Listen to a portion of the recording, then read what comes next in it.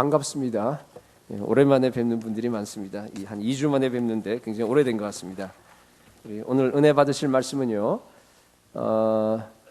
누가복음 19장 1절에서 10절까지입니다.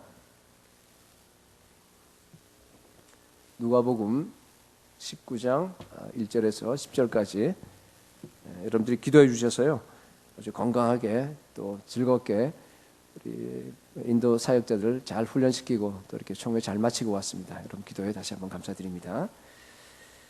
우리 1절에서 10절까지인데 한 절씩 교독하도록 하겠습니다. 제가 1절 읽겠습니다. 예수께서 여리고로 들어가 지나가시더라. 삭개오라 이름하는 자가 있으니 세리장이요 또한 부자라.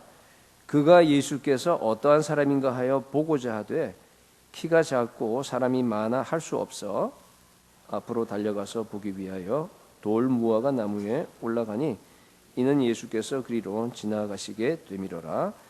예수께서 그곳에 이르사 쳐다보시고 이르시되 삭개오야 속히 내려오라. 내가 오늘 내 집에 유하여야 하겠다 하시니 급히 내려와 즐거워하며 영접하거늘 무사람이 보고 수군거려 이르되 저가 죄인의 집에 유하러 들어갔도다 하더라.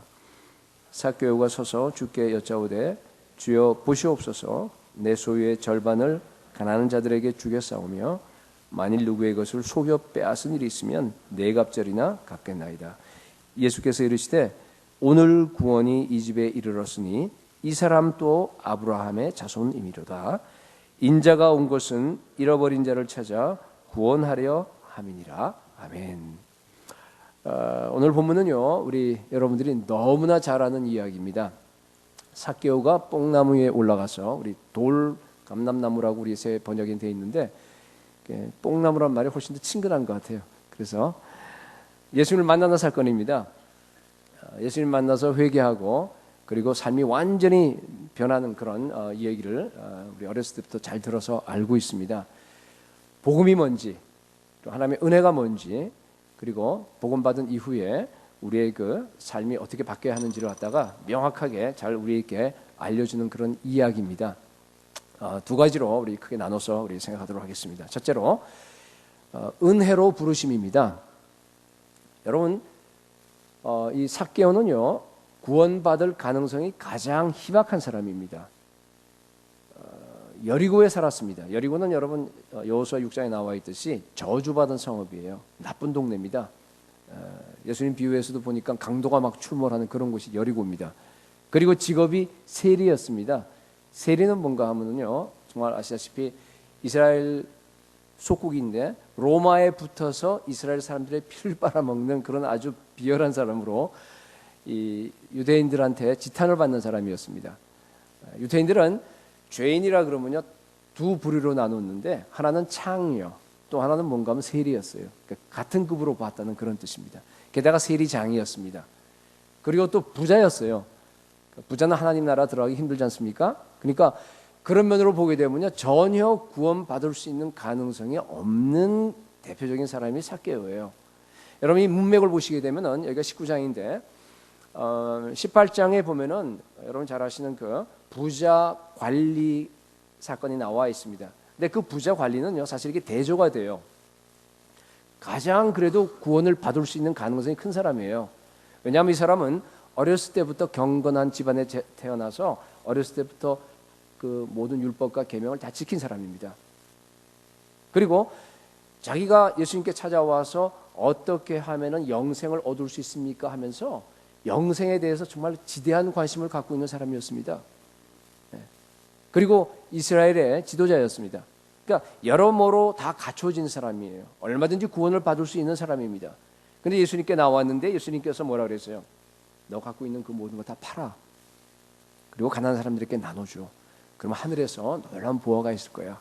그리고 와서 나를 좇으라 라고 정말 사랑에 초청을 했습니다. 그때 완전히 아주 심히 근심했어요. 왜냐하면 재물이 너무 많기 때문에 다 팔아라 그러니까. 한참 고민을 하다가 어떻게 했어요? 떠나버렸어요. 그러니까 구원받지 못한 겁니다. 이 사람이 왜 구원받지 못했습니까? 자기는 분명히 예수님을 만나고 싶었어요. 그런데 예수님 만나게 되면은 자기가 가지고 있는 그 재물을 갖다가 이게 예수님과 재물을 갖다 같이 겸해서 가지고 있지 못한다는 사실을 깨달은 거예요.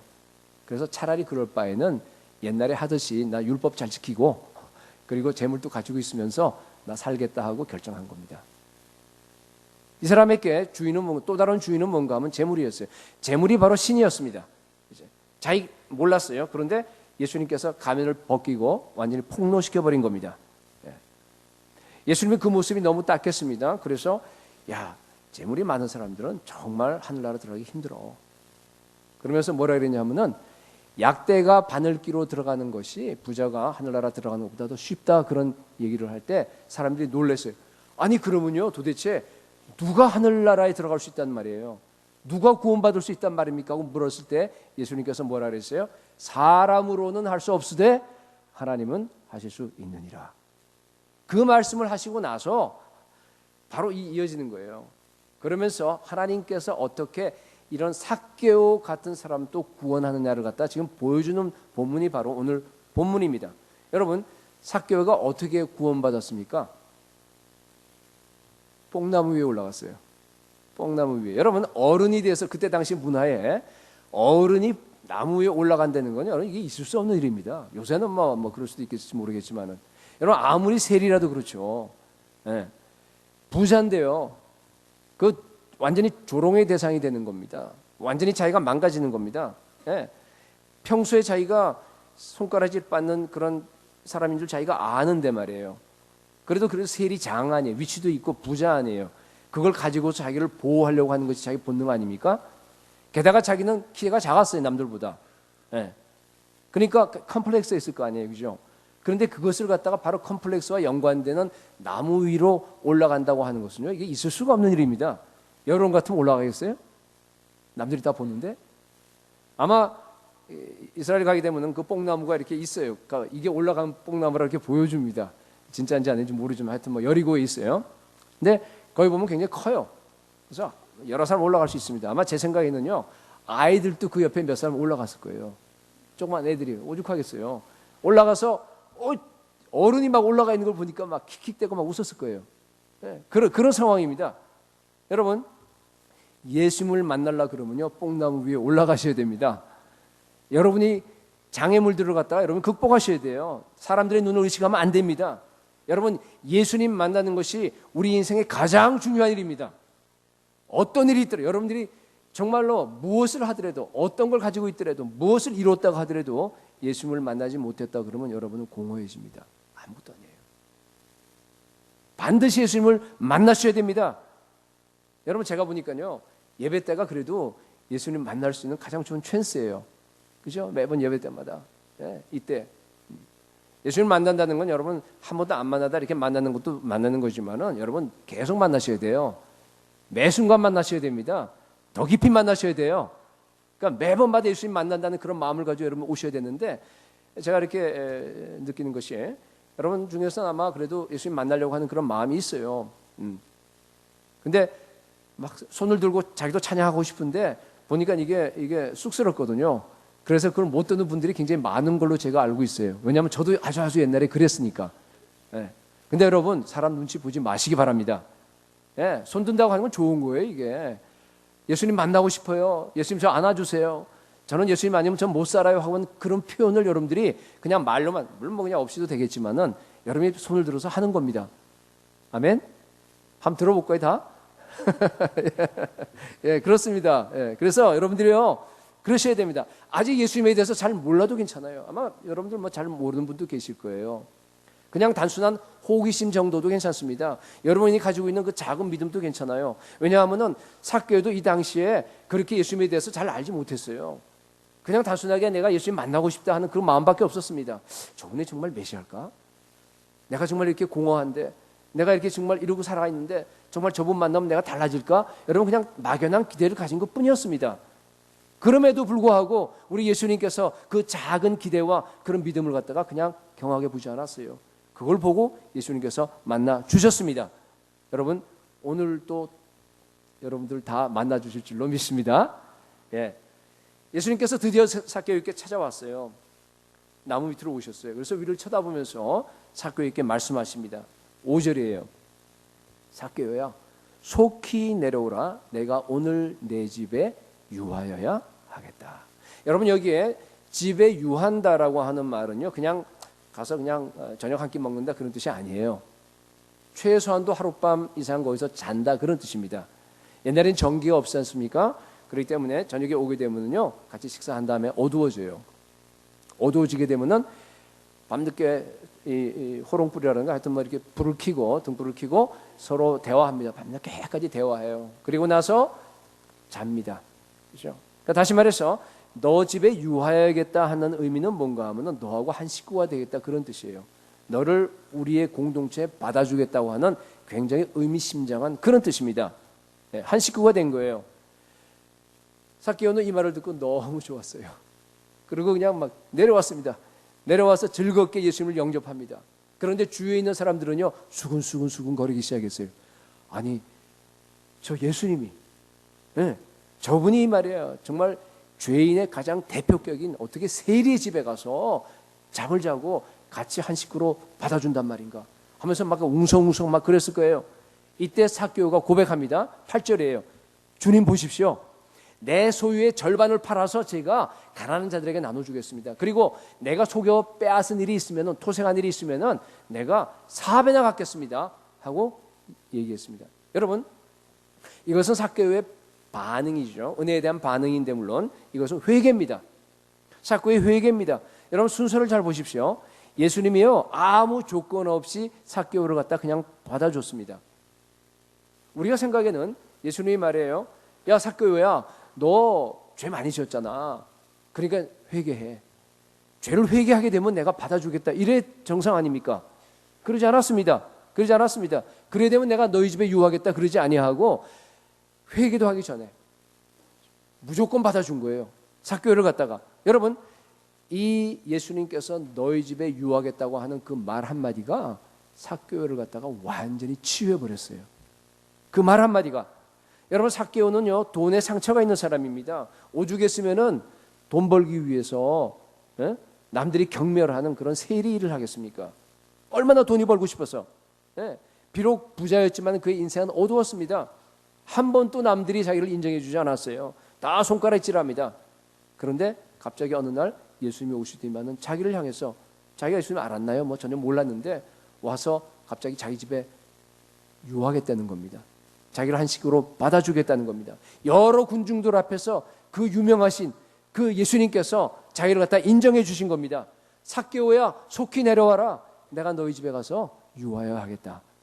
그럼 그 한마디가요, 삭개오를 살린 겁니다. 깜깜한데 마치 어둠 속에 빛이 비치는 것처럼 삭개오의 그 영혼 속의 어둠을 갖다가 그 빛이 비쳐서 다 내어 쫓아버린 겁니다. 여러분, 우리는 하나님의 은혜로 구원을 받았습니다. 사실 예수님은요, 삭개오를 구원하기 위해서 일부러 여리고를 통과하신 거예요. 이미 다 삭개오가 거기 올 걸 알고 찾아오신 겁니다. 은혜를 이미 다 베푸셨어요. 이미 구원하려고 하는 그 의지를 갖다가 다 이미 펼쳤습니다. 그랬기 때문에 삭개오가 사실은 뽕나무로 올라간 거예요. 이상하죠? 여러분, 삭개오는요, 자기의 100% 자기 자유의지를 가지고 아무한테도 간섭을 받지 아니하고 자기 자유의지로 예수님을 만나기 위해서 뽕나무로 올라갔어요. 그런데 그거하고 이미 하나님께서 구원하실 것을 갖다가 정하시고 하나님의 은혜를 베푸신 거, 이게 딱 맞아들어가는 겁니다. 그게 바로 뭔가 하면요, 구원의 비밀이에요. 언제나 그래요. 나는 내가 하나님께 나간 것 같지만은 그렇지 않아요. 이미 하나님께서 내게 은혜를 베푸신 거예요. 이미 하나님께서 우리를 사랑하셔서 구원의 의지를 우리에게 주신 겁니다. 여러분, 그렇기 때문에 이 중에서 우리 아직 한 번도 예수님을 만나지 못한 분들이 혹시 이 가운데 계십니까? 제가 여러분들께 말합니다. 여러분들이 오늘 이 교회에 와서 여러분들이 이렇게 예배 드리는 것은 순수하게 여러분 의지로 오셨습니다. 그렇지만은 이미 하나님의 구원의 의지가, 그리고 하나님의 은혜가 여러분들에게 임하신 것을 믿으시기 바랍니다. 반드시 여러분들이요, 뽕나무 위에 올라가기만 하면은 오늘 또 우리 예수님께서 여러분들을 만나줄 줄로 믿습니다. 여러분, 종교와 복음의 차이가 뭡니까? 종교와 복음의 차이. 종교는 말이죠, 내가 하나님을 찾는 거예요. 내가 하나님을 찾아요. 우리 구도자란 말을 썼는데 사실은 이것은 옛날에 뭐 구도자 예배 이런 말도 쓰고 했는데 그건 복음적인 것이 아닙니다. 전혀 그렇지 않아요. 내가 열심히 하나님을 찾는데요, 내가 찾을 수 없는 거예요. 네. 그러면 어떻게 돼요? 어떤 생각이 들어요? 나는 할 일 다 한 겁니다. 나를 안 만나주고 아니면 또 내가 영적으로 행복하지 못한 건 전적으로 하나님 책임이에요. 그게 종교입니다. 종교. 그러나 복음은 정반대입니다. 하나님이 먼저 나를 찾아오셔서 나에게 은혜를 베푸는 거예요. 나를 구원하는 겁니다. 나는 철저히 부패했어요. 나는 더럽습니다. 나는 정말로 완전히 정말 죄덩어리이기 때문에 내가 도저히 하나님을 찾아갈 수 있는 그런 능력도 의지도 없는 겁니다. 그죠? 그거 여러분이 인정하셔야 돼요. 근데 대부분 사람들 그거 인정 안 합니다. 많은 사람들이 인정 안 합니다. 그죠? 예. 그래도 나는 조금은 저 친구보다 낫다라고 생각하세요. 도덕적으로. 조금은 저 사람보다 내가 우월하다라고. 그게 바리새인 아닙니까? 그죠? 그렇게 생각합니다. 그런 사람들은 복음을 받아들일 수 없습니다. 그냥 종교인이 되는 겁니다. 여러분, 우리 예수님께서 우리를 먼저 받아주시고 은혜를 베풀어 주셨기 때문에 우리가 예수님을 영접할 수 있게 된 겁니다. 그게 바로 은혜예요. 그게 바로 복음입니다. 삭개오가 바로 그런 경우예요. 삭개오뿐만 아니라 우리 탕자 비유 나와 있는 그 탕자도 마찬가지입니다. 지난번에 말씀드렸듯이 돼지치던 그 더러운 옷을 입고 냄새나는 그 옷을 입고 남들은 다 가까이 오기 싫어해요. 할 수 없어서 지금 자기 집으로 걸어가는 거예요. 그때 아버지는 멀리 보고 나서 막 달려옵니다. 그리고 와서 그냥 덥석 안아버립니다. 그렇죠? 너 너무 지저분해, 냄새나. 그러기 때문에 그 옷을 갖다가 벗고 새 옷을 갈아입고 샤워 다 하고 나서 그렇게 하면 내가 안아줄게. 그러지 않았어요. 그렇죠? 그냥 그 상태대로, 죄인인 그 상태 그대로, 더러운 그 상태 그대로 와서 안아주시는 겁니다. 아직까지 회개도 안 했는데도 불구하고 오셔서 나를 다 받아주신 겁니다. 우리가 다 그랬어요. 그게 하나님의 은혜입니다. 예, 이런 은혜를 받게 되면요, 삭개오처럼 정말 중심에서부터 회개가 저절로 터져 나오는 겁니다. 하나님께서 우리를 은혜로 부르셨는데 이런 은혜로 부르신 주님을 찬양합니다. 자, 두 번째, 진정한 회개는 물질 생활로 나타납니다. 이게 본론이에요. 제가 이제부터 시작이에요. 설교가. 이 얘기를 하려고 이제 여러분들 이제 첫 번째 얘기를 했는데 8절을 보십시오. 삭개오가 서서 주께 여짜오되 주여 보시옵소서, 내 소유의 절반을 가난한 자들에게 주겠사오며 만일 누구의 것을 속여 빼앗은 일이 있으면은 네 갑절이나 갚겠나이다. 여러분, 이것이요 진정한 회개입니다. 여러분, 좀 이상하죠? 갑자기 왜 삭개오가 지금 돈 문제를 꺼냅니까? 이 상황에서. 그죠? 여러분, 이게 사실 보면 누가복음의 핵심인데, 죄 용서함 받는 회개는 여러분 돈에 대한 회개와 연관되어 있습니다. 그게 분리할 수가 없어요. 여러분, 진정한 회개는 물질 생활에 대한 회개입니다. 그게 은혜에 대한 반응입니다. 누가복음 3장을 보게 되면은 세례 요한이 죄 사함을 받는 그 세례를 갖다가 전파하는 그런 장면이 이렇게 나와 있어요. 보면 굉장히 과격해요. 세례 요한이. 사람들이 지금 무리들이 말이에요. 쫙 와서 지금 죄 사함을 받는 그 세례를 갖다가 제가 받으려고 쫙 와요. 근데 그 사람들 향해서 뭐라 그래요?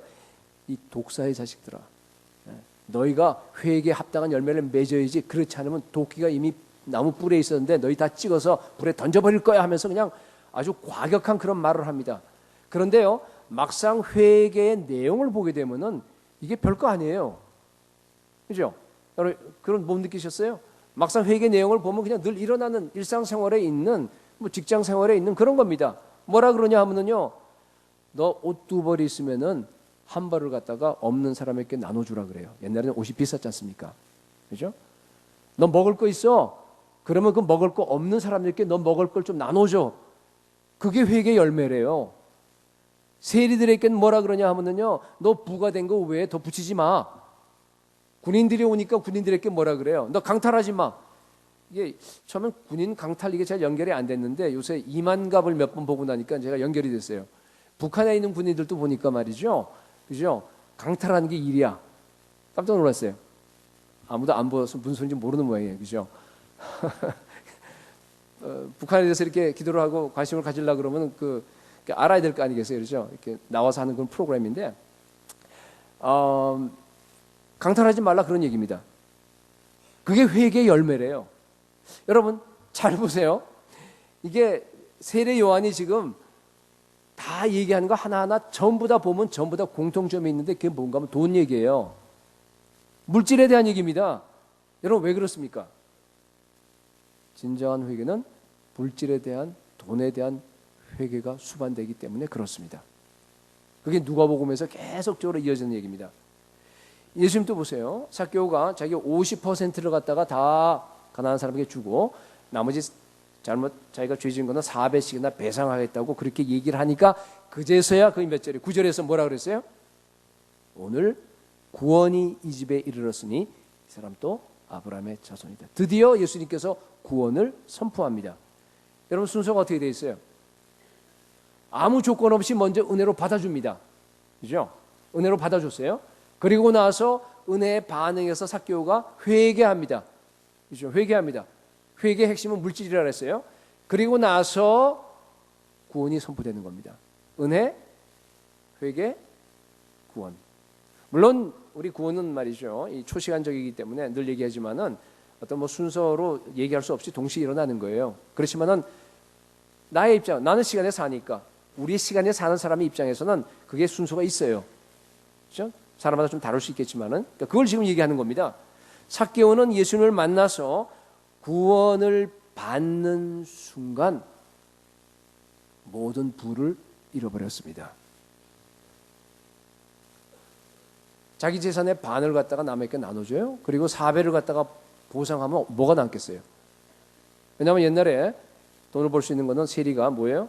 부가 된 것보다 더 얹어서 착복하는 거 아닙니까? 그게 소교 빼앗는 거 아닙니까? 그거 아니면 어떻게 돈을 법니까? 그렇죠?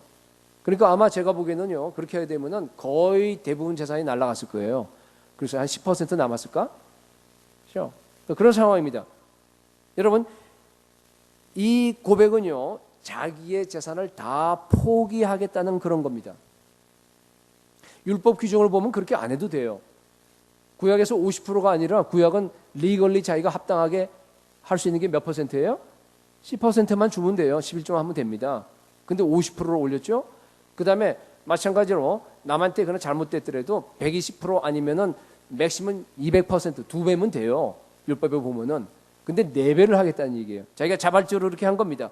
왜 삭개오가 구원받은 다음에 하나님의 은혜를 갖다가 받은 다음에 이렇게 레디컬하게 자기의 소유를 갖다가 포기했습니까? 예수님을 만나서 자기의 내면이 예수님으로 충만하게 채워지게 되면요, 더 이상 돈을 추구하지 않게 되기 때문에 그렇습니다. 돈의 의미가 달라져 버려요. 지금까지는 돈에 상처가 있어 돈을 추구했습니다. 여러분, 사람들이 왜 그렇게 돈에 집착해요? 교회 다니는 분들도 보면요, 돈에 집착하는 사람 참 많습니다. 왜 그래요? 돈이 권력이기 때문에 그래요. 돈이 바로 뭔가 명예입니다. 돈이 자기의 자랑입니다. 돈이 자기의 미래입니다. 돈이 자기의 정체성입니다. 그렇죠? 그렇기 때문에 그냥 막 죽자 사자 돈에게 집착합니다. 여러분, 그것은요, 자본주의 사회가 만든 돈의 환상이에요. 그건 마귀의 속임입니다. 그런데 예수님을 만나서 예수님의 은혜를 삭개오처럼 경험하고 상처가 치유되고 나면요, 예수 그리스도로 나의 내면이 충만하게 되는 겁니다. 그러면요, 돈의 의미가 달라져 버려요. 이제는 돈이 있어도 좋고 있으면 좀 편리할 거고 없어도 상관없습니다. 자족합니다. 전에 얘기했듯이 하나님께서 우리에게 정해진 그 바운더리가 있어요. 경계선이 있습니다. 하나님이 경계선을 갖다 넓혀주면 좋고 안 넓혀주고 그냥 이렇게 좁히더라도 또 그 안에서 만족하고 그냥 돈은 돈입니다. 예, 그 안에서 그냥 만족합니다. 왜? 오직 나의 만족은 예수 그리스도로 말미암느니라. 모든 만족은 다 예수 그리스도께 있는 겁니다. 그걸 갖다가 그런 방식으로 바꿔 나가는 걸 갖다 가르쳐서 진정한 회개라고 하는 겁니다. 그죠? 회개라고 하는 것이 돌이키는 거예요. 예수를 만난 사람들은 전부 다 그런 식으로 가치관이 바뀌는 겁니다. 여러분, 물론 예수를 만나면요, 누구나 돈을 갖다가 이렇게 레디컬하게 다 줘야 되는 건 아니에요.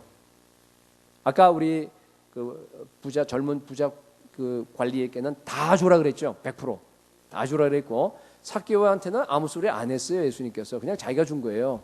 그죠? 그런 겁니다. 또 예수님을 따랐던 많은 여인들이 성경에 나오는데, 그 여인들은요 자기 소유를 다 가졌어요. 소유를 다 가지고 예수님을 갖다 도왔어요. 필요할 때마다 물질로 다 도왔습니다. 그런 기록이 나옵니다. 아리마다 요셉도 부자였습니다. 자기 재산을 다 가지고 있으면서 예수님의 제자가 되었습니다. 그러니까 예수님의 그거는 사람마다 다 달라요. 다르게 요구합니다. 얼마든지 부자이면서 예수님의 제자로서 섬길 수 있습니다. 그런데 중요한 게 뭡니까? 그것은 그 바운더리는, 그 경계선은 내가 결정하는 것이 아니라 누가 결정해요? 나의 주인이신 예수님이 결정하는 거예요. 그럼 나는 그냥 따르면 돼요. 예수님이 주라 그러면 주면 돼요. 킵하고 있으라 그러면 킵하고 있으면 되는 겁니다. 그런데 여러분, 모든 그리스도인께, 그리스도인은 제자를 얘기하는 거니까, 그죠? 제자 아닌 그리스도는 없습니다. 그 모든 그리스도인에게 공통적인 것이 있습니다. 그게 뭡니까? 물질에 대해서. 제자면 반드시 이렇게 돼야 된다는 공통적인 게 있어요. 뭐예요? 누가복음 14장 33절이에요. 우리 한번 같이 다 읽어볼까요? 한번 누가복음 14장 33절 말씀 다 같이 앞에 써 있는데 한번 보십시오. 다 같이 시작. 이와 같이 너희 중에 누구든지 자기의 모든 소유를 버리지 아니하면 능히 내 제자가 되지 못하더라. 여러분 모든 소유를 다 버리셔야 돼요. 그게 공통적입니다. 이 말은요 사실은 관용구예요. 관용구라고 하는 건 뭔가 하면 그 어느 문화, 그 사회에서 이렇게 관용적으로 쓰이는 그런 말인데, 이것을 갖다가 다른 문화, 다른 시대에다가 그냥 그대로 문자적으로 얘기를 해버리게 되면 말이 잘 안 되는, 그죠? 그런 걸 관용구라 그러지 않습니까? 예, 그죠? 이거는 말 그대로 예수님의 제자가 되기 위해서 나의 집이나 나의 자동차나 나의 뭐 가구나 나의 모든 걸 다 길거리에다 내버리라, 그런 얘기는 아니죠. 그런 얘기는 분명히 아니에요. 그럼 이게 무슨 얘기예요? 그러니까 똑같은 관용구가 여러분들 읽으시는 그 바로 전에 보면은 누가복음 14장 26절에 나와 있습니다. 물은 내게 오는 자가 자기 부모와 또 뭐에 처자와 형제와 자매와 더욱이 자기 목숨까지 미워하지 아니하면 능히 내 제자가 되지 못한다 그랬습니다. 이 말은 여러분 잘 아시다시피 부모를 갖다 미워하라는 얘기예요. 형제 자매를 갖다 미워하라는 얘기 아니지 않습니까? 이건 관용구예요. 심지어 자기 목숨까지 미워하라 그러는데 그게 뭔가 하면 이게 뭔가 예수 그리스도보다 더 사랑해서는 안 된다 그런 뜻이에요. 이 세상에 있는 모든 것, 심지어 부모들까지, 심지어 자기 목숨까지도 예수 그리스도보다 더 중요하고 우리가 예수 그리스도보다 더 사랑하는 것은 존재할 수 없다는 얘기예요. 그죠? 같은 맥락입니다. 같은 맥락으로 여러분 모든 소유를 다 버리시기 바랍니다. 버리지 않으면은 여러분들이 제자가 될 수 없습니다. 그죠? 버리고 나면 여러분 내가 가진 그 모든 소유는 더 이상 나의 것이 아닙니다. 그냥 내가 가지고만 있는 거예요. 예수님께서 언제 갖다가 주라, 남에게 주라, 아니면 어떻게 해라라고 처분을 기다리는데 내가 그냥 보유하고 있는 거예요. 잠시 내가 가지고 있는 것 뿐입니다. 내 재산이지만은 내가 내 마음대로 주장할 수 있는 권리가 나에게서 떠나버린 겁니다. 그런 의미입니다. 아멘? 네, 여러분 사실은 이게요.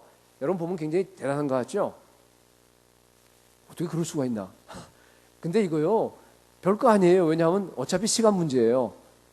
80년이 지나던 아니면 뭐 30년 앞으로 얼마 남은지 모르겠지만은요 어차피 여러분 다 떠나요.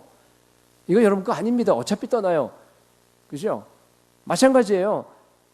그렇게 해서 내가 예수님을 믿게 되면은요 그런 돈과 물질에 대한 개념이 완전히 바뀐다 그런 뜻이에요. 완전히 바뀌는 거예요. 인생관과 가치관이 완전히 바뀌는 겁니다. 그거가 철저한 회개가 있는다라는 뜻입니다. 진정한 회개예요. 여러분 그런 사람이 돈을 가지고 자기를 드러낼 수 있겠어요? 물론 업무상으로 아주 고급 차를 갖다가 사야 되는 또 필요한 그런 뭐 직업이 아마 있을 줄로 알고 있습니다. 그런데 여러분 그럴 필요가 전혀 없는데 왜 구태여 고급 차를 사려고 합니까? 지구상에 너무나 수많은 어린아이들이 지금 죽어가고 있어요. 영양실조로. 그 사람들이요 우리 예수님께서 사랑하는 우리 이웃입니다. 그런데 거기다 돈을 낭비할 필요 있습니까? 오늘 삭개오의 이 그림은요 복음을 받아서 구원을 받고 하나님의 은혜를 받은 사람들이 물질 생활을 어떻게 해야 될지를 갖다가 아주 명확하게 보여주는 그림입니다. 누가복음을 읽어보게 되면요, 참 요새 이제 이번 주에 이제 1주 남았는데 아마 신약까지 이제 왔을 겁니다, 여러분들이요. 누가복음 읽을 때 한번 자세히 한번 읽어보세요. 특별해요. 누가복음에요, 패턴이 똑같이 이어져요. 처음부터 시작해서 공생의 초기부터 시작해서 마지막까지요. 예수님의 그 물질에 대한 그 내용들이 그냥 이게 너무나 반복 계속 되기 때문에 이게 피할 수가 없습니다. 여러분, 제가 지금 얘기하는 건 제 의견을 얘기하는 거 아닙니다. 100% 성경에서 예수님께서 말씀하신 걸 그대로 제가 전달하는 것 뿐입니다. 거기 보게 되면요, 화 있을진저 너희 부자들아, 배부른 자들아, 막 거기부터 시작해 갖고요, 그 뒤에 보면은 모든 물질에 대한 걸 가다가 마지막에 예수님이 유월절 만찬 하고 이제 금방 십자가 지시지 않습니까? 바로 직전에 어떤 일이 일어나냐면요, 그 21장인가 보면은요, 가난한 과부의 헌금 이야기가 그때 나와요. 예수님이 지금 당장 십자가를 지시는데 바로 직전에 뭐라 그런 줄 알아요? 가난한 부자의 헌금 얘기하고 있어요, 지금. 여러분, 왜 이렇게 이런 패턴이 계속적으로 이어집니까? 예수님께서는요, 계속 해서 말이죠, 돈에 대해서 집요하게 공격합니다. 세상의 성공과 세상의 그 모든 데 대해서 계속적으로 부셔버립니다. 도대체 예수님 무슨 돈과 원수가 졌다고? 예수님 왜 이런 태도를 계속적으로 이어집니까? 돈과 복음이 도대체 무슨 관계가 있어요? 여러분, 제가 하나만 예를 드리겠습니다. 누가복음 14장 12절에서 14절까지의 비유를 하나로 예를 드리겠습니다. 12절 한번 보십시오. 누가복음 14장 12절. 또 자기를 청한 자에게 이르시되 내가 점심이나 저녁이나 베풀거든 벗이나 형제나 친척이나 부한 이웃을 청하지 말라. 두렵건대 그 사람이 너를 도로 청하여 내게 갚음이 될까 하노라. 여러분, 이 상황을 아시겠어요? 여기 지금 잔치를 베풀죠. 그죠? 이건 뭔가 하면 상류사회에서, 당시 그 상류사회에서 여러분 잔치 한번 베푸는데 돈이 엄청 들어갑니다. 오늘날하고 달라요. 옛날에는 그 아무나 잔치 못 베풉니다. 그죠? 예, 먹고 살기 힘들 때니까. 그 사람들이 서로 잔치를 초청해서 교제하는 거, 서로 인맥을 쌓는 겁니다. 오늘날 얘기하면은. 그래서 그 안에서 서로 알게 되고 서로 필요할 때 써먹고 하는 비즈니스 릴레이션을 갖다가 갖기 위해서 그런 걸 하는 겁니다. 내가 초청했다가 또 나는 나중에 그런 잔치에 초청해서 가고 하는 그런 걸 얘기하는 겁니다. 그렇죠? 근데 예수님이 지금 뭐라 그래요? 뭐라 그래요? 그런 짓 하지 말라는 거예요, 지금. 그런 짓 하지 말래요. 13절에 잔치를 베풀거든 차라리 가난한 자들과 몸 불편한 자들과 저는 자들과 맹인들을 청하래요. 그리고 14절에 그리하면 그들이 갚을 것이 없으므로 네게 복이 되리니 이는 의인들의 부활 시에 네가 갚음을 받겠음이라 하시더라. 여러분, 정말로 삭개오처럼 여러분 복음을 받아들이고 하나님의 은혜를 깨닫고 구원을 받게 되면요, 여러분의 돈을 쓰는 것, 여러분의 물질 생활이 완전히 변한다는 뜻이에요. 네. 내게 이익이 되는, 잔치를 베풀게 되면 내가 이익이 되잖아요. 비즈니스 릴레이션십이 올라가고, 그렇잖아요. 나한테 유익이 돼. 내 성공을 위해서 꼭 필요한 거예요. 그걸 하기 위해서 그 엄청난 돈을 갖다가 투입하는 대신에 그걸 가지고서 남에게 나눠준다, 그런 뜻이에요, 지금 이게. 왜 그래요? 예수를 믿고 나서는 그렇게 돈 벌고 그렇게 성공할 필요를 갖다가 별로 못 느끼기 때문이에요. 그 거금을 갖다가 나의 성공을 위해서 쓸 바에는 차라리 그 거금을 갖다가 가난한 자들에게 내가 나눠주는 것이 낫다는 뜻입니다. 왜? 그 가난한 자들이 하나님이 사랑하시는 이웃이기 때문에. 하나님 나라를 위해서 그 거금을 드리라, 그런 뜻입니다. 여러분, 이 비유를 제가 한번 얼핏 언급했어요. 지난번 얘기할 때. 이건 뭔가 하면요, 예수 믿는 사람들은 물질 생활에서, 잘 들으세요, 상당한 부분을 희생적으로 띄어서 하나님 나라를 위해서 헌금하라는 뜻이에요. 아주 노골적으로 얘기하면은 가난한 자들 도우라는 얘기예요. 여러분, 이게 아주 심각하게 지금 말씀합니다. 예수님께서. 이게 여기만 나오지 않아요. 여러분, 제가 전에도 한번 얘기했는데 우리 예수 믿는 사람들의 새 언약 시대의 헌금은 11조가 아니라 그랬습니다. 그렇죠? 11조가 아니에요. 우리 11조 하는 거 아닙니다. 그건 옛 언약 시대에 구약에서 규정한 그냥 최소한의 규정일 뿐이에요. 최소한입니다. 이런 말이에요. 어떤 사람은요, 삭개오처럼 90% 자기를 다 띄어서 주더라도요 10% 갖고 생활할 수 있어요. 워낙 부자니까. 삭개오가 다 띄었더라도 남의 구걸하지 않았을 거예요. 자기가 다 어느 정도 살 수 있는 그건 됐을 겁니다. 그죠? 그렇게 살 수 있어요. 어떤 사람은 50% 자기 재산을 다 띄어다가 남들에게 주고 한다 하더라도 자기 돈이 있어 그냥 살 수 있습니다. 얼마든지. 어떤 사람은 30% 그런 얘기예요. 그러나 아무리 여러분들이 가난하더라 하더라도 최소한으로 여러분들이 10%를 띄어다가 하나님 나라를 드리라는 얘기예요. 그게 바로 구약시대의 11조의 의미입니다. 구약시대에 10%를 그렇게 하나님께 드리는 것을 보고 나서 하나님께서 뭐라 그러냐면 내가 너의 주인됨을 내가 그거 11조를 보고 내가 확인하겠다는 얘기예요. 그렇죠?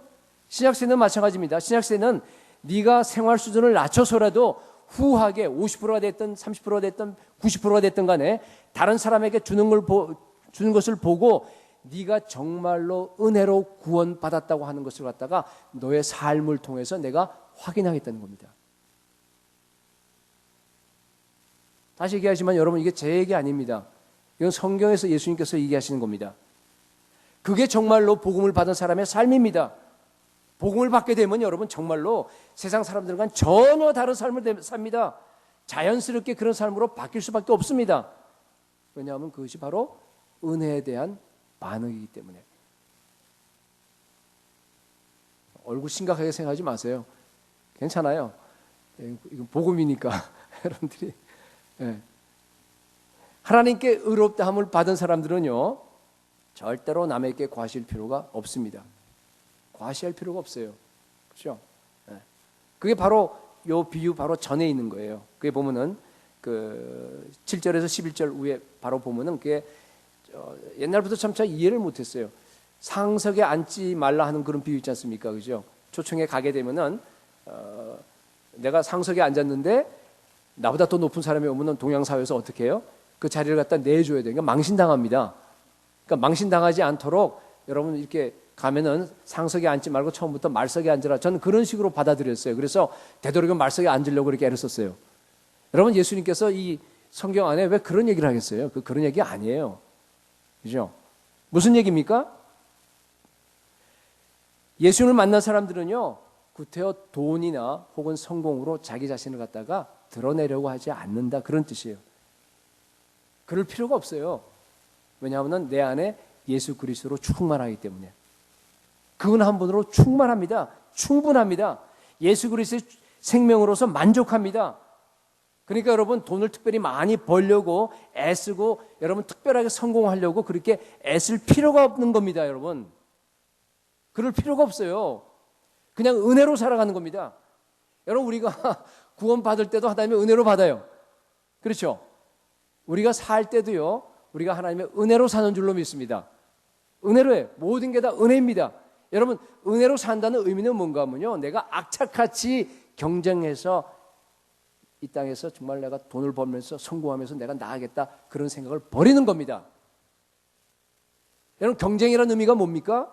남하고 비교하는 거예요. 저 사람보다 내가 나아야 됩니다. 그게 경쟁 아닙니까? 아니 목사님 그렇게 악바리같이 경쟁하고 내가 열심히 여기서 살지 않으면 먹고 살 수 있어요? 아마 그렇게 여러분 물을 줄 몰라요. 천만에. 그렇지 않습니다. 그건 누가 가르쳐 준 거예요? 네? 성경에 그런 말 있어요? 남들하고 경쟁해서 막 그냥 나가서 해야지만이 먹고 살 수 있다. 그렇게 성경에서 나와 있는 거 있어요? 아니에요, 여러분. 그거는 세상에서 말하는 겁니다. 그건 마귀의 말입니다.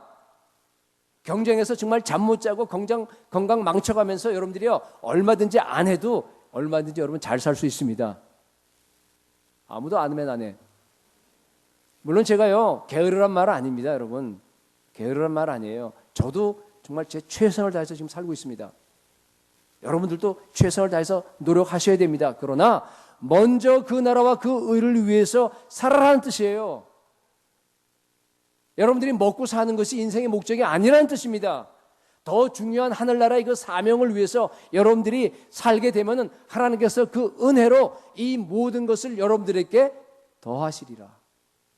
그러면 여러분들 하나님께서 우리에게 은혜로 더하시는 그 부분만을 갖다가 내가 그냥 목표로 나아가면 그만입니다.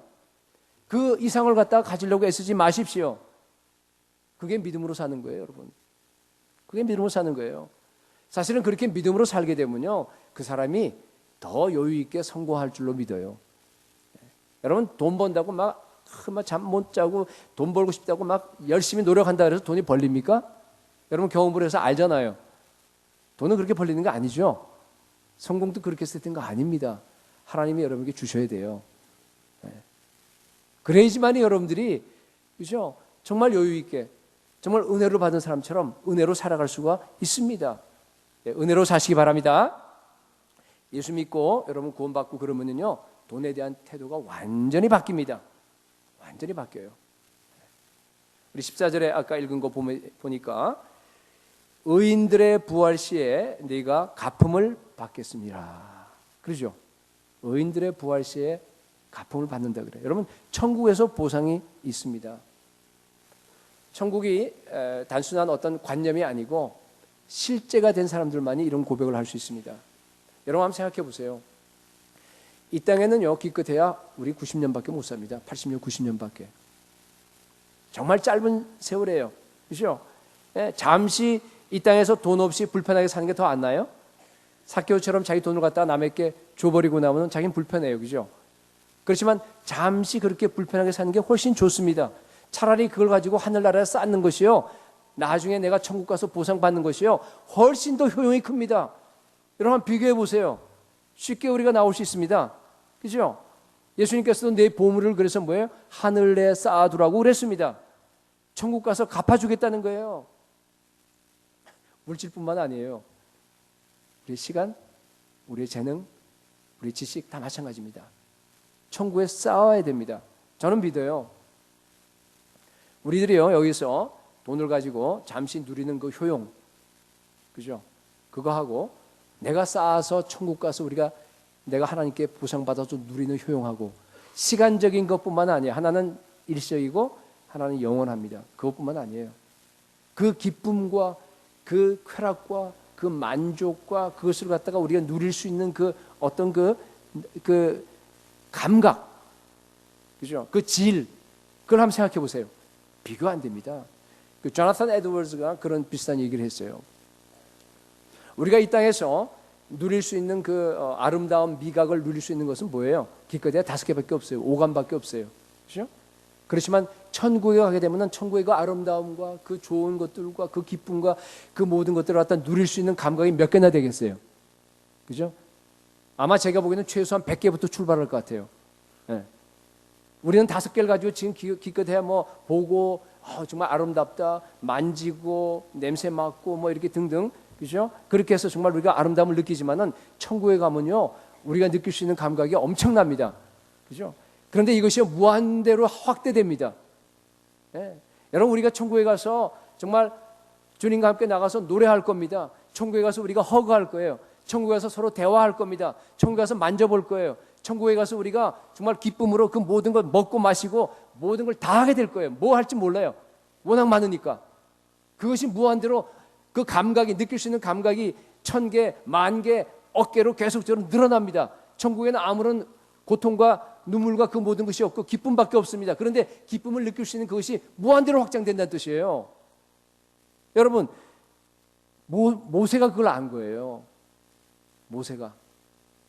그러니까 그때 당시에 애굽에서 정말 최고의 궁궐에서 말이죠. 그런 그 부와 권력과 그 모든 것들 다 있는 걸 갖다가 그냥 버려버린 거예요. 왜냐하면은 하늘나라에서 그러한 누릴 기쁨과 만족과 그 모든 것에 비교하니까 그건 기껏 해봐야 쓰레기밖에 안 되는 거예요. 세상에서 가장 최고로 누릴 수 있는 것이. 여러분, 지금 여러분들이 예수님을 위해서 드리는 물질이 아깝습니까? 여러분들이 예수님을 위해서 드리는 그 시간이 아깝습니까? 그러면 제가 여러분들에게 묻겠어요. 여러분 정말 천국에 있는 것을 믿습니까? 정말 구원 받았습니까?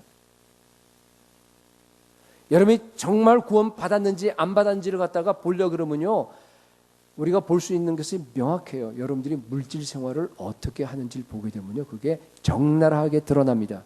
내가 돈을 어떻게 벌고 어떻게 쓰는지를 보게 되면요, 금방 알 수 있어요. 나에게 정말 내적인 그 부요함이 예수 그리스도로 충만한지 아닌지를 갖다가 금방 드러나요. 정말로 부활을 믿는지를 갖다가 여러분 그게 복잡하지 않아요. 여러분들의 그 물질 생활을 보면 금방 드러난다는 얘기예요.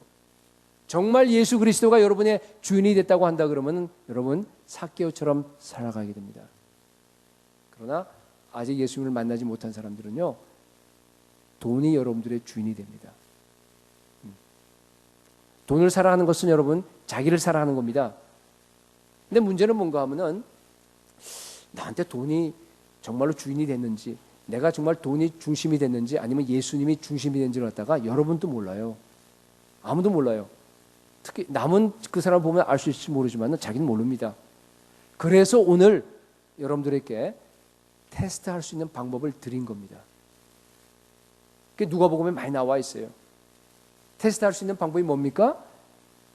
여러분들이 가지고 있는 물질을 significant하게, 상당한 부분을 갖다가, 그리고 희생적으로 남을 위해서, 하나님 나라를 위해서 내가 드릴 수 있는지 없는지를 갖다가 보면은 금방 나옵니다.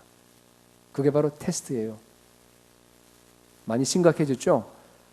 그렇죠? 기꺼이 내가 돈을 포기할 수 있는지 없는지를 갖다가 여러분 한번 보십시오. 그게 테스트할 수 있는 성경에서 얘기하는 기준이에요.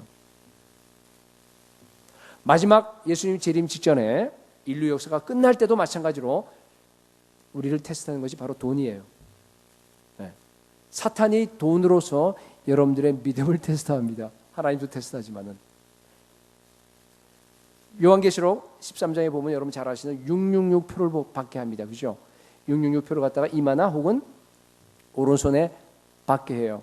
그 666표를 갖다가 받지 않으면 거래를 못 합니다. 매매를 못 합니다. 그러니까 내가 돈이 있어도 그 돈을 가지고 물건을 못 사요. 음식을 사 먹지도 못할 겁니다. 그러니까 굶어 죽을 거예요. 그러니까 그때 거기 보면 두 가지로 딱 갈라집니다.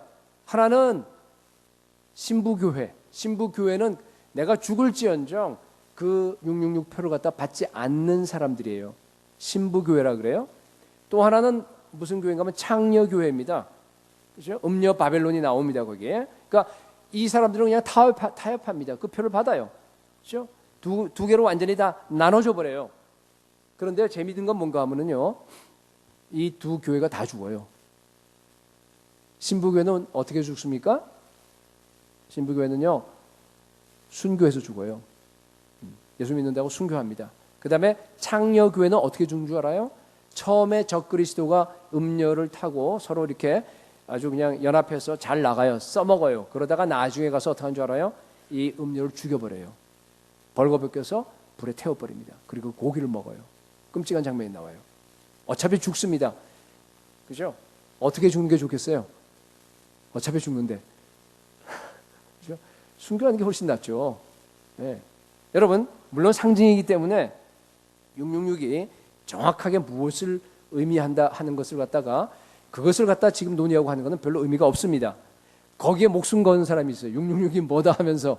그거는 어리석은 일이에요. 예수님이 언제 재림할지 모르지만은요, 여러분 옛날에는 보면은 바뀔 수가 있어요. 옛날에는 우리가 어렸을 때는요, 슈퍼컴퓨터가 666이라고 그랬어요. 그러다 좀 지나니까요, 제가 좀 젊었을 때는 좀 지나니까 뭐라 그러냐면요, 이 바코드가 666이라고 그러더라고요. 그런가 하고 막 책도 막 사서 보고 그랬어요, 그때. 요새는 보니까 또 뭐죠? 요새는 보니까 베리칩을 갖다가 또 666이라고 그래요. 근데 예수님이 언제 재림할지 몰라요. 예수님이 만약에 지금으로 봐서는 좀 잘 모르겠어요. 제가 살아있는 동안에 참 오셨으면 참 좋겠는데 가능성이 이렇게 많지 않은 것 같아요. 근데요, 앞으로 30년 뒤면요, 뭔지 몰라요. 계속 바뀌어 나갑니다. 여러분, 핵심이 뭡니까? 그런 지엽적인 것에 여러분 매달리면 안 됩니다. 그게 오히려 더 사탄의 미혹일 수 있습니다. 그걸 통해서 사람들을 갈라놓기 때문에 핵심이 뭔가 하면요, 삭개오처럼 사탄이 돈에 부여한 권세를 여러분들이 깨뜨렸냐 안 깨뜨렸냐가 핵심이에요. 여러분이 정말로 돈의 그 권세에서 해방이 되었냐 안 되었냐가 정말로 핵심입니다. 저는 베리칩을 안 받을 거예요. 당연히 안 받죠. 그 뭐 다른 위험성 때문에도 안 받아요. 그죠? 근데 어떤 사람이 베리칩을 갖다가 안 받았다고 해서 그 사람이 돈의 권세에서 해방됐습니까? 그 사람의 주인이 지금 오직 예수 그리스도 한 분입니까? 천만에 그렇지 않을 수도 있다는 얘기예요. 그죠?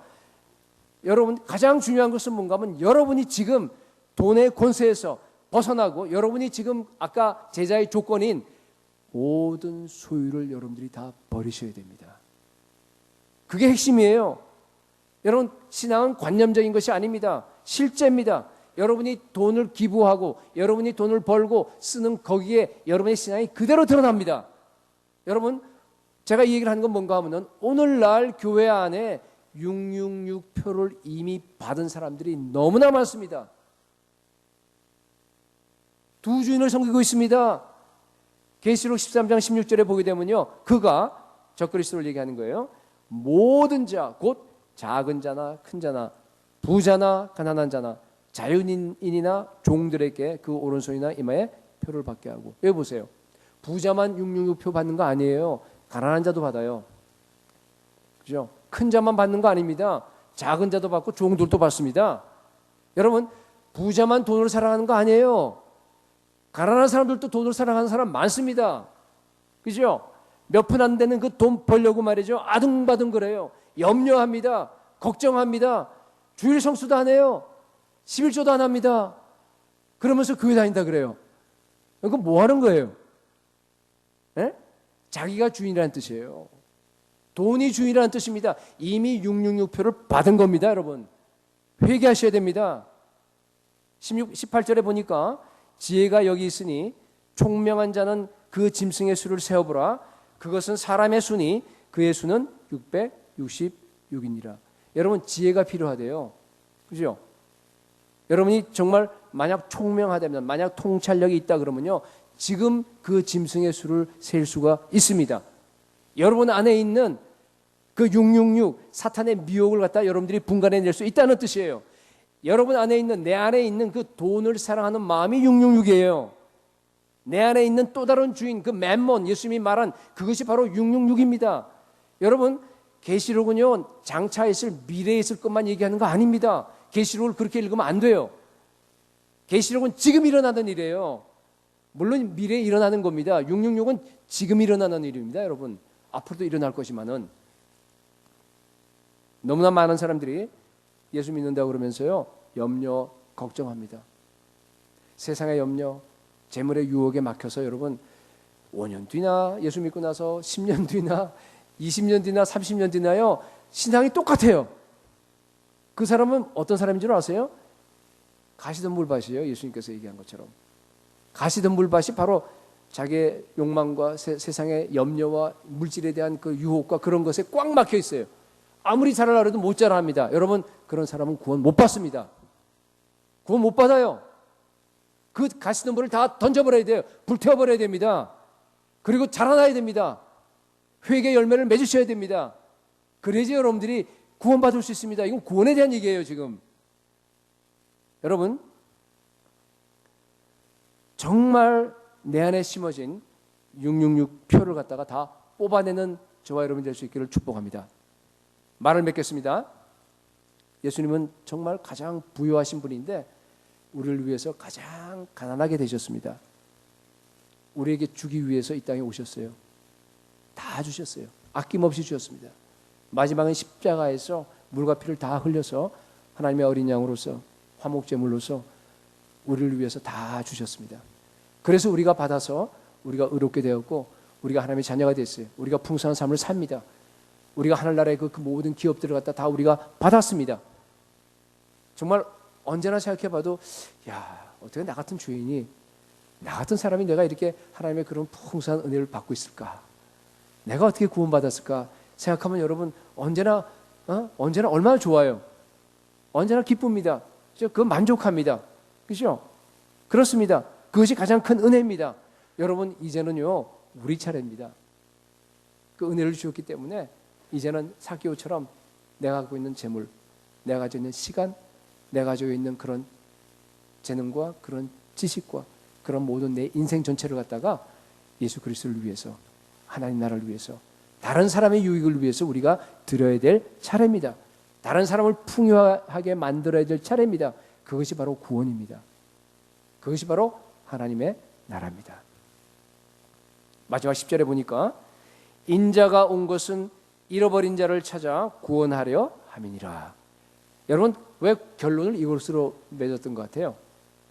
이 삭개오 얘기를 쭉 하다가 마지막 10절에 결론이 뭔가 하면요, 인자가 온 것은 잃어버린 자를 찾아 구원하려 함이니라. 삭개오는 한때 잃어버렸던 영혼이었습니다. 그러다가 예수님 때문에 구원받았어요. 그죠? 삭개오는요 이 일이 있은 다음에 열흘이 지난 다음에 충격을 받았어요. 왜 그런가 하면 예수님이 십자가에 죽으셨어요. 자기를 갖다 구원하신 분인데 그분이 십자가에서 달려 돌아가신 걸 자기가 보았습니다. 놀랐어요. 그런데 며칠 지나니까 예수님이 또 살아나셨어요. 살아나신 예수님을 만났습니다.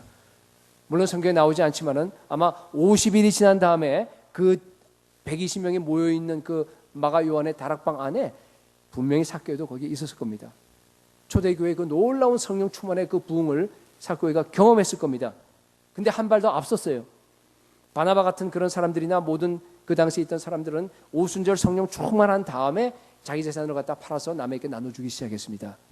그런데요, 이때가 지금 2달 뒤 일이거든요. 지금 이때부터 시작해서. 그러니까 아마 삭개오는 이미 다 나눠졌던가 아니면 지금도 정리해서 나눠주고 있는 그런 상태였을 겁니다.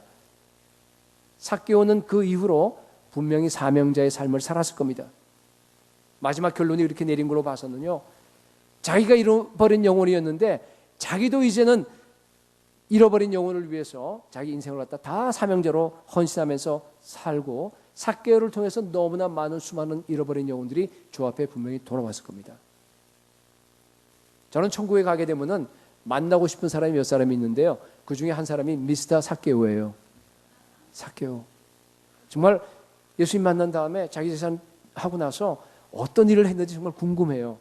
근데 뻔해요. 그렇죠? 분명히 영혼 구원 그 사역에 자기 삶을 갖다 다 들었을 겁니다.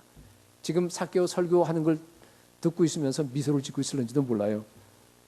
여러분, 삭개오처럼 예수님 만나서 회개하고 물질 생활을 여러분들이 바르게 하고 돈에서 해방되고 그리고 주님께 사명받아서 남은 생에 정말 잃어버린 영혼들을 구원하기 위해서 쓰임받는 우리 온 교회가 될 수 있기를 예수 그리스도의 이름으로 축복합니다.